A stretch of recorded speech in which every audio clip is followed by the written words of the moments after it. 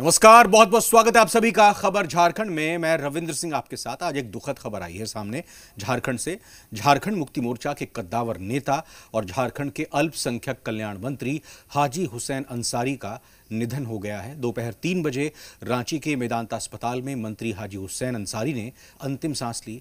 Corona positive पाए जाने के बाद मंत्री हाजी हुसैन अंसारी को अस्पताल में भर्ती किया गया था। शुक्रवार को उनकी रिपोर्ट नेगेटिव आई, लेकिन आज दिल का दौरा पड़ने से मंत्री हाजी हुसैन अंसारी जिंदगी की जंग हार गए। पार्थिव शरीर को मेदांता अस्पताल से मधुपुर भेजा गया है। हेमंत कैबिनेट में मंत्री हाजी हुसैन अंसारी नहीं रहे। रांची के मेदांता अस्पताल में हाजी हुसैन अंसारी ने अंतिम सांस ली। वे हेमंत सोरेन सरकार में अल्पसंख्यक कल्याण मंत्री थे और मधुपुर विधानसभा सीट से झारखंड मुक्ति मोर्चा के टिकट पर चुनाव जीतकर विधायक बने थे। दरअसल मंत्री हाजी हुसैन अंसारी कोरोना संक्रमित पाए गए थे। इसके बाद उन्हें इलाज के लिए रांची के मेदांता अस्पताल में भर्ती किया गया था। शुक्रवार को रैपिड एंटीजन टेस्ट में कोरोना रिपोर्ट निगेटिव पाया गया था। शनिवार को हार्ट अटैक की वजह से उनका निधन हो गया। झारखंड की राजनीति में हाजी हुसैन अंसारी कद्दावर अल्पसंख्यक नेता थे। उन्होंने राजनीति की शुरुआत कांग्रेस से की और झारखंड में 4 बार कैबिनेट मंत्री रहे। पहली बार 2009 में शिबू सोरेन कैबिनेट में ग्रामीण विकास मंत्री रहे। अर्जुन मुंडा की सरकार में अल्पसंख्यक कल्याण मंत्री रहे। 2013 में हेमंत सोरेन कैबिनेट में अल्पसंख्यक कल्याण मंत्री रहे। 2020 में अल्पसंख्यक कल्याण मंत्री थे। हाजी हुसैन अंसारी का जन्म देवघर के मधुपुर में हुआ था। मधुपुर ही उनकी कर्म भूमि रही। एक नजर हाजी हुसैन अंसारी के सियासी सफर पर। हाजी हुसैन अंसारी अल्पसंख्यक विभाग के मंत्री थे। मधुपुर विधानसभा सीट से जेएमएम के विधायक थे। मधुपुर से 1995, 2000, 2010 और 2019 में जीत दर्ज की थी। हाजी हुसैन अंसारी का जन्म देवघर के मधुपुर में हुआ था। हाजी हुसैन अंसारी की शिक्षा देवघर में हुई थी। राजनीतिक करियर की शुरुआत कांग्रेस के साथ हुई थी। बाद में हाजी हुसैन अंसारी ने जेएमएम ज्वाइन कर लिया। 2003-2004 तक हाजी हुसैन अंसारी विपक्ष के नेता रहे। झारखंड के हज कमेटी के चेयरमैन भी थे। कृषि मंत्री बादल पत्रलेख और ग्रामीण विकास मंत्री आलमगीर आलम ने हाजी हुसैन अंसारी के निधन पर शोक जाहिर किया। कृषि मंत्री बादल पत्रलेख ने कहा कि पूरे राज्य के लिए क्षति है, मेरे लिए व्यक्तिगत क्षति है। मेरे विधायक बनने में हाजी हुसैन अंसारी का बड़ा योगदान था। वहीं ग्रामीण विकास मंत्री आलमगीर आलम ने भी इसे निजी क्षति बताया। स्तब्ध हूं, शब्द नहीं है मेरे पास। ये पूरे राज्य के लिए क्षति है, मेरा व्यक्तिगत क्षति है और कुछ व्यक्तिगत ताल्लुकात, कुछ यादें हैं जो सदैव मेरे जहन में रह जाएगी। मैं आपको बताना चाहता हूँ, इस बार जब चुनाव था, मुझे बिना जानकारी दिए मेरे क्षेत्र में आए लोगों को विश्वास दिलाया और मेरी और वोट करने का अपील किया। उन लोगों ने किया भी। ये कभी सपना में भी नहीं सोचे थे कि वो हमारे बीच चंद दिनों के मेहमान। आज उसके निधन से सिर्फ झारखंड मुक्ति मोर्चा ही नहीं, पूरे झारखंड प्रदेश में एक अच्छा नेता खो दिया है, जो अपरिजनीय क्षति है झारखंड के लिए। हाजी हुसैन अंसारी से मेरा संपर्क पारिवारिक संपर्क रहा। वहीं मंत्री हाजी हुसैन अंसारी के निधन पर मधुपुर के पूर्व विधायक राज परिवार ने गहरी संवेदना व्यक्त की। उन्होंने कहा कि हम दोनों एक ही क्षेत्र से चुनाव लड़ते थे, लेकिन कभी भी हम दोनों ने एक दूसरे के ऊपर व्यक्तिगत आरोप नहीं लगाए। हम दोनों के व्यक्तिगत संबंध काफी मजबूत थे। एक अच्छे इंसान का जाना दुखदाई है। हम मर्माहत हैं और हम दोनों, वो झारखंड मुक्ति मोर्चा से मधुपुर के प्रत्याशी हुआ करते थे और हम भारतीय जनता पार्टी से मधुपुर के प्रत्याशी हुआ करते थे। प्रतिद्वंद्विता होने के बावजूद भी कभी भी कोई व्यक्तिगत आक्षेप उन्होंने ना मेरे ऊपर लगाया ना मैं उनके ऊपर लगाया। ये अपने आप में इस बात का परिचय है कि वो एक भले इंसान थे, अच्छे इंसान थे। वहीं मंत्री हाजी हुसैन अंसारी का जाना झारखंड की राजनीति में बड़ी क्षति है, जिसे न सिर्फ सत्ताधारी मान रहे हैं बल्कि एक दूसरे के खिलाफ चुनाव लड़ने वाले राज परिवार भी मान रहे हैं। रांची से चंदन और कामरान के साथ दीप नारायण, जी मीडिया, देवघर। पाकुड़ के महेशपुर विधानसभा के जेएमएम विधायक प्रोफेसर स्टीफन मरांडी ने सूबे के अल्पसंख्यक मंत्री हाजी हुसैन अंसारी के निधन पर गंभीर शोक व्यक्त किया है। उन्होंने कहा कि एक अपूरणीय क्षति है। उनके परिवार वालों के साथ हम संवेदना व्यक्त करते हैं। जो एक हम लोगों को असहनीय लग रहा है, दो हादसा हम लोगों ने देखा और आज उनके नहीं होने से पार्टी का जो एक माइनॉरिटी का रिप्रेजेंटेशन था बिल्कुल शून्य लगता है। पूर्व मुख्यमंत्री रघुवर दास की मुश्किलें बढ़ गई हैं। मुख्यमंत्री हेमंत सोरेन ने मैनहर्ट घोटाला मामले में एंटी करप्शन ब्यूरो को जांच का जिम्मा सौंपा है। सीवरेज ड्रेनेज के डीपीआर से संबंधित घोटाले की अब एसीबी जांच करेगी, जिसके घेरे में सीधे तौर पर रघुवर दास होंगे। निर्दलीय विधायक सरयू राय मैनहर्ट घोटाला मामले को लेकर लगातार हमलावर थे और अब सरकार ने पूरे मामले पर जांच के आदेश दे दिए हैं। फिर बाहर आया मैनहर्ट का जिन। जांच के घेरे में रघुवर दास। झारखंड में मैनहर्ट पर सियासी घमासान एक बार फिर से तेज होने लगा है। मुख्यमंत्री हेमंत सोरेन ने मैनहर्ट पर एसीबी से जांच कराने का आदेश दे दिया है। उपचुनाव से पहले मैनहर्ट का जिन्न एक बार फिर से बीजेपी को परेशान कर सकता है, क्योंकि मैनहर्ट घोटाला मामले में जांच की आंच सीधे रघुवर दास पर है। मैनहर्ट नियुक्ति घोटाले को लेकर निर्दलीय विधायक सरयू राय रघुवर दास को घेरते रहे हैं और अब सरकार ने भी जांच के आदेश दे दिए हैं। यह आदेश 10 साल पहले होना चाहिए था, क्योंकि 2009 से 2011 के बीच में आज जो डीजीपी हैं इस स्टेट में मिस्टर एम.वी. राव, उन्होंने 5 चिट्ठियां लिखी विजिलेंस कमिश्नर को कि इसकी जांच करने का आदेश दीजिए। उन्होंने दिया नहीं। राजबाला वर्मा थी, उन्होंने दिया नहीं। अब आज के मुख्यमंत्री ने आदेश दे दिया है। क्या है मैनहर्ट मामला? रांची में सीवरेज ड्रेनेज प्रणाली विकसित करने से जुड़ा है। तत्कालीन नगर विकास मंत्री रघुवर दास पर आरोप है, फाइनल डीपीआर में सिंगापुर की कंपनी मैनहर्ट को जगह मिली। रांची में सीवरेज ड्रेनेज सिस्टम के लिए मैनहर्ट को नियुक्त किया गया। आरोप है कि करीब 21 करोड़ रुपए खर्च हुए, लेकिन धरातल पर कोई काम नहीं हुआ। सरयू राय ने एसीबी को पत्र सौंपा है। झारखंड सरकार के मंत्री मिथिलेश ठाकुर की दलील है कि अगर मैनहर्ट नियुक्ति में कोई गड़बड़ी नहीं हुई है तो डरना नहीं चाहिए। इसके बारे में तो पूर्ववर्ती सरकार को ही जनता को बताना चाहिए था। अब मुख्यमंत्री ने जांच के आदेश दिए हैं तो सबको स्वागत करना चाहिए। देखिए, जब इसमें किसी तरह की कोई गलती नहीं हुई है, मैनहर्ट को जो कंसल्टेंट नियुक्त किया गया, तो फिर किसी को इसमें डरना भी नहीं चाहिए। पहले तो जो पूर्ववर्ती सरकार थी उसे ही अपना स्पष्टीकरण कागजी तौर पर दे देना चाहिए, सारी जनता को बता देना चाहिए कि इसमें कहीं से कोई नियमों का उल्लंघन नहीं किया गया है। और अब जब जांच का आदेश माननीय मुख्यमंत्री ने दिया है तो इसका स्वागत होना चाहिए। वहीं पूरे मामले पर झारखंड बीजेपी ने पलटवार किया है। प्रदेश प्रवक्ता प्रदीप सिन्हा ने कहा है कि राजनीतिक विद्वेष की भावना से परेशान किया जा रहा है।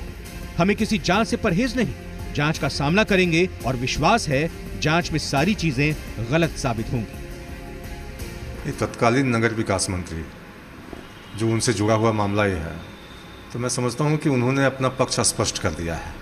अब अगर कोई राजनीतिक विद्वेष की भावना से नाहक परेशान करने के लिए, अपने राजनीतिक एजेंडा को आगे बढ़ाने के लिए अगर इस तरह की कार्रवाई करता हो तो भारतीय जनता पार्टी चाहूँगा हमें किसी भी जांच से परहेज नहीं है, न जांच से डरते हैं, जांच का सामना करेंगे। रांची के सीवरेज ड्रेनेज निर्माण का डीपीआर तैयार करने के लिए मैनहर्ट परामर्शी की नियुक्ति में हुई अनियमितता, भ्रष्टाचार और षड्यंत्र मामले नया नहीं है। देखना होगा एसीबी की जांच में क्या कुछ निकलता है। चंदन, जी मीडिया, रांची।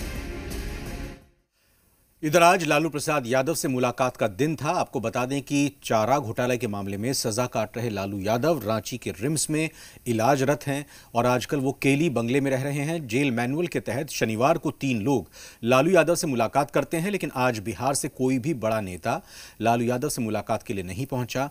जमशेदपुर से आए इरफान खान ने लालू यादव से मुलाकात की। मुलाकात के बाद कहा कि मैं उनसे व्यक्तिगत काम से मिलने आया था, हमने कोई राजनीतिक बात नहीं की है, मैं कोई राजनीतिक व्यक्ति नहीं हूं। दूसरी ओर केली बंगले के बाहर आज भी आरजेडी नेता, कार्यकर्ता और समर्थकों की भीड़ देखने को मिली। वहीं लालू यादव का इलाज कर रहे डॉक्टर उमेश प्रसाद की माने तो लालू की सेहत में काफी सुधार आया है।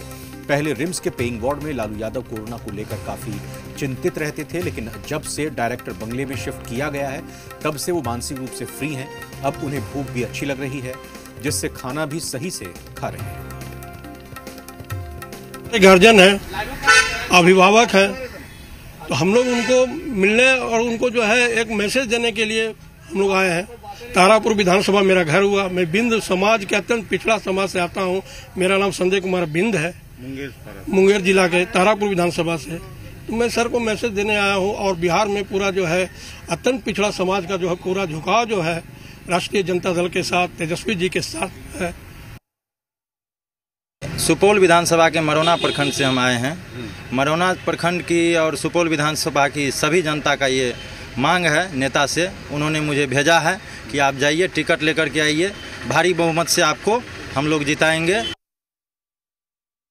मैंने मोटी मोटी बातें जो नज़र आ रही हैं वो ये है कि पहले से वो जितना सशंकित थे अब वो सशंकित नहीं है। मैंने कोविड से हम लोग डरते थे कि कोविड में उनको कुछ संक्रमण हो जाएगा, उस चीज़ का डर जाता रहा है। प्लस वहाँ पर एक वातावरण है जहाँ पर वो खुद से विचरण कर सकते हैं, सवेरे वो टहल रहे हैं, तो इससे हमको लगता है कि उनके मानसिक सुधार मानसिक स्थिति में सुधार हुआ है। केंद्रीय मंत्री अर्जुन मुंडा ने किसान बिल पर प्रतिक्रिया दी है। उन्होंने इस बिल को किसानों के हित में बताया। अर्जुन मुंडा ने कहा कि इस बिल से किसानों की आय दोगुनी होगी और उन्हें बड़ा बाजार भी मिलेगा। अर्जुन मुंडा ने कहा कि इस सत्र में किसानों के हित में ऐतिहासिक फैसला लिया गया है।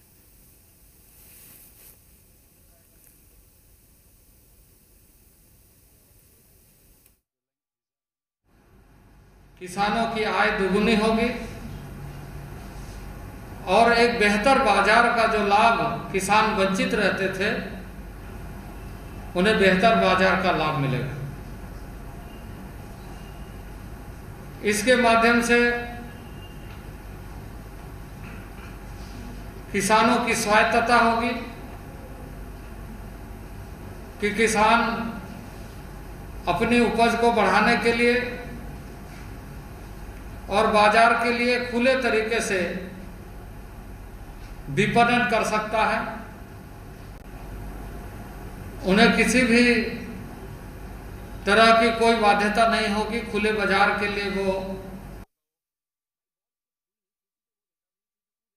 ध्यान रखते हुए कि किसानों का आय दोगुना हो और जो भारत का अर्थव्यवस्था आजादी के लंबे कालखंड में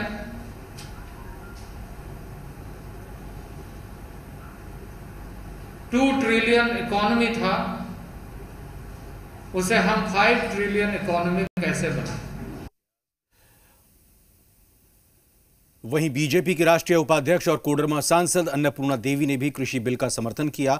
उन्होंने कहा कि कृषि बिल किसानों के लिए आर्थिक रूप से लाभकारी है। कृषि बिल से किसानों को अपनी उपज को बेचने की पूरी तरह से आजादी होगी और इसका लाभ बिचौलियों को मिलने के बजाय सीधे सीधे किसानों को मिलेगा। पहली बार किसानों के हित में, किसानों को मजबूत करने के लिए, सशक्त करने के लिए, आत्मनिर्भर बनाने के लिए इतनी अच्छी कृषि नीति आई है। और इस नीति के माध्यम से, इस कानून के माध्यम से किसान मजबूत होगा, सशक्त होगा। किसानों को अपना अनाज बेचने के लिए किसान स्वतंत्र होगा। और वहीं कांग्रेस में वापसी के बाद रांची पहुंचे डॉक्टर अजय कुमार के किसान बिल को लेकर कड़े तेवर देखने को मिले। एयरपोर्ट पहुंचने पर डॉक्टर अजय कुमार का कार्यकर्ताओं ने भव्य स्वागत किया। इस मौके पर डॉक्टर अजय कुमार ने किसान बिल पर अपनी राय रखी। उन्होंने कहा कि यह बिल किसान विरोधी है। डॉक्टर अजय कुमार ने कहा कि इसे लेकर प्रदेश भर में आंदोलन किया जाएगा। उन्होंने किसान बिल को लेकर केंद्र सरकार पर भी निशाना साधा। पूरे देश में और झारखंड के परिप्रेक्ष्य में अगर हम देखेंगे तो अगर आप हाथरस वाला कांड देख लीजिएगा, किसान बिल वाला देख लीजिएगा, बेरोजगारी वाला बिल देख लीजिए। और फिर तो प्रेस के साथियों को एक ही चीज़ मैं कहना चाहूँगा, अब तो भाजपा की सरकार आपका फ़ोन भी टैप करने लगा है। आपने इंडिया टुडे का पत्रकार का जो स्थिति देखा है, तो मैं तो आप लोग से अनुरोध करूँगा, तो कम से कम अब तो जगिए। जब तक वो आपके घर पर डाका नहीं डालेगा तब तक कब तक आप लोग सोते रहेंगे।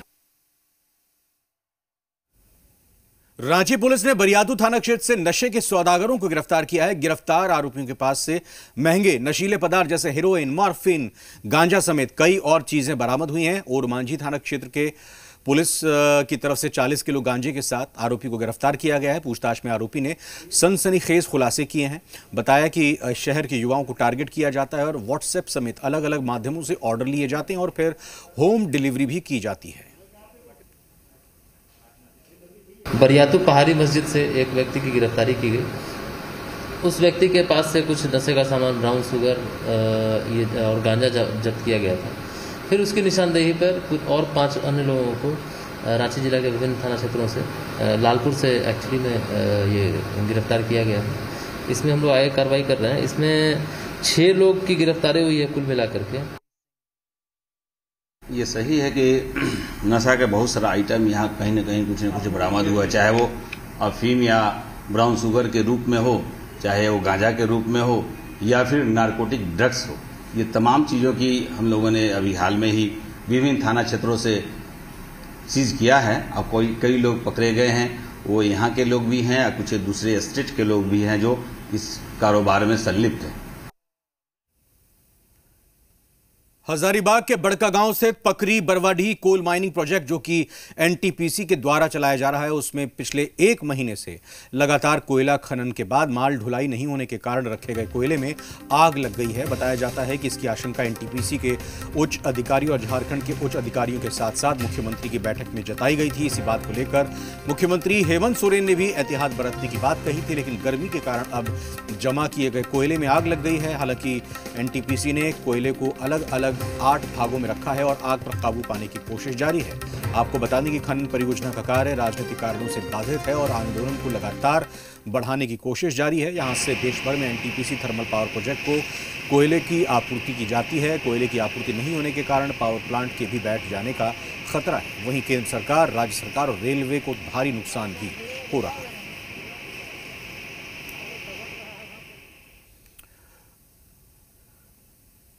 वैसे तो रसगुल्ले का नाम सुनते ही मुंह में पानी आ लगता है, लेकिन रसगुल्ला अगर ज़्यादा खाने से डायबिटीज़ का भी डर रहता है, मधुमेह का डर रहता है। लिहाजा रांची में चुटिया के कमल अग्रवाल ने 20 तरह की सब्जियों के रस से ऐसा रसगुल्ला तैयार किया है जो न सिर्फ स्वादिष्ट है बल्कि इम्यूनिटी पावर बढ़ाने में भी मददगार है। दरअसल केटरर कमल अग्रवाल की माने तो कोरोना काल में उन्हें सब्जियों के रस से रसगुल्ला बनाने का आइडिया मिला। पहले उन्होंने 12 तरह की सब्जियों के रस से बनाना शुरू किया, फिर 20 तरह की सब्जियों के रस से रसगुल्ला तैयार किया जा रहा है, जिससे 20 रुपए पीस की दर से बेच रहे हैं। इसमें उनकी पत्नी ने भी भरपूर साथ दिया। यूं तो रसगुल्ला देखकर लोगों के मुंह में पानी आना शुरू हो जाता है, लेकिन मधुमेह के डर से लोग रसगुल्ला खाना नहीं चाहते। लेकिन चुटिया के कमल अग्रवाल ने एक ऐसा खोज किया है जो इम्यूनिटी पावर को बढ़ाता है। आपको सुनकर यह विश्वास नहीं होगा, लेकिन जो हम तस्वीर दिखाने जा रहे हैं वो इसी को सच साबित करता है। देख सकते हैं कि ढेर सारे लोग हैं यहाँ मौजूद जो इस रसगुल्ला को टेस्ट करने आए थे और अब यहाँ से खरीद कर वो 2 केजी 1 केजी जितनी जिनको इच्छा है वो लेकर यहाँ से जा रहे हैं। सभी को ये रसगुल्ला जो तैयार किया गया है वो 12 तरह के सब्जी जो कहते हैं आंवला से लेकर के करेला के रस और तमाम कई चीज़ों को मिलाकर बनाया गया है और ये लॉकडाउन में ईजाद किया गया है। कमल जी मौजूद हैं, इनसे ही हम जानने की कोशिश करेंगे कि आखिर ये कॉन्सेप्ट आया कहाँ से, ये प्रेरणा मिली कहाँ से। कमल जी, सबसे पहले ये बताइएगा ये सोच कहाँ से आया और किस तरह से आपने इसे तैयार किया है? पता क्या भाई, इम्यूनिटी पावर किससे बढ़ेगा? तो पता चला हल्दी खाना चाहिए, हल्दी का सेवन, आंवला का सेवन किसी भी रूप में करना चाहिए। तो हमने रसगुल्ले में, छेना में और ऐड किया हल्दी को, आंवला को और एक इम्यूनिटी बूस्ट रसगुल्ला तैयार किया। जानते हैं क्या आपने टेस्ट किया, रसगुल्ला कैसा लगा? हाँ, ये अभी आज तो मैं ये हल्दी और स्ट्रॉबेरी वाला लेने आई थी, 2 दिन पहले मैं ये लेकर गई थी हल्दी, तो मेरे घर पे लोगों ने इतना पसंद किया और ये इतना स्पंजी है अभी, मतलब अगर आप 1 दिन स्टोर भी कर लेंगे, 1 से 2 दिन, उसके बाद भी इसका टेस्ट वैसे ही बरकरार रहता है जैसे कि आज है। कहाँ से आए हैं और कितना पसंद आया ये रसगुल्ला? जी मैं नामकुम से हूँ। मैंने ये 3-4 बार ले लिया है पर मेरा मन ही नहीं भर रहा, तो मैं आज जाके दोबारा लेके जा रहा हूँ। कितना लिया है? यही 4-4 अलग अलग फ्लेवर का मैं हर बार लेके जाता हूँ। मुझे बहुत अच्छा लग रहा है। पहले जैसे सिंपल ही खाते थे या गुड़ का खाते थे, अभी अलग अलग फ्लेवर का भी है, तो इसमें फ़ायदा भी है, इम्यून सिस्टम भी बढ़ रहा है। तो बिल्कुल देखिए, सभी के हाथों में रसगुल्ले के जो पैक करके ले जाने का सिलसिला लगातार जारी है। दूर से ऑर्डर भी आ रहा है और जो कमल जी हैं उनके द्वारा तैयार कर इसे पार्सल भी किया जा रहा है। तो राजधानी रांची में कमल जी ने एक नया खोज किया और कोरोना के समय में इम्यूनिटी पावर बढ़ाने के लिए रसगुल्ले लोगों के जुबान तक यानी मुंह तक पहुंचाने का काम भी किया है। कैमरा पर्सन संजय टोपे के साथ मदन सिंह, जी मीडिया, रांची। सब्जी से बना रसगुल्ला खाने को लेकर रिम्स के डाइटिशियन डॉक्टर मीनाक्षी का कहना है कि यह रसगुल्ला लोगों के स्वास्थ्य के लिए लाभदायक है, इसका शरीर पर कोई साइड इफेक्ट नहीं होगा। सब्जी के रस में कुछ मिनरल्स भी मिल जाएंगे। वहीं रिम्स के मेडिसिन विभाग के हेड डॉक्टर उमेश प्रसाद की माने तो सब्जियों के रस से बना रसगुल्ला इम्यूनिटी बढ़ाने में मददगार है या नहीं, ये जांच करने पर पता चलेगा। नहीं सर, कोई नुकसान तो नहीं है। ऐसे कोई अगर शुगर के पेशेंट खाएंगे तो प्रॉब्लम है, क्योंकि इसमें रस तो रहेगा ही, ऐसे कोई दिक्कत नहीं है। नहीं, इसे कोई साइड इफेक्ट नहीं है। रसगुल्ला तो लोग ऐसे भी खाते हैं और वेजिटेबल्स का है तो अच्छा है कि उसमें कुछ मिनरल्स भी मिल जा रहा है। ऐसे तो आप सभी जानते हैं कि इम्यूनिटी बढ़ाने के लिए हम लोग नींबू का रस ले रहे हैं और गिलोय और ये सब बहुत सी चीज़, काढ़ा लोग पी रहे हैं, ये कर रहे हैं। लेकिन उस चीज़ को मैंने छेना के मिठाई में डालने से वो बरकरार रहेगी उसकी ताकत या उसकी ताकत छीन हो जाएगी, ये एक जांच का विषय है।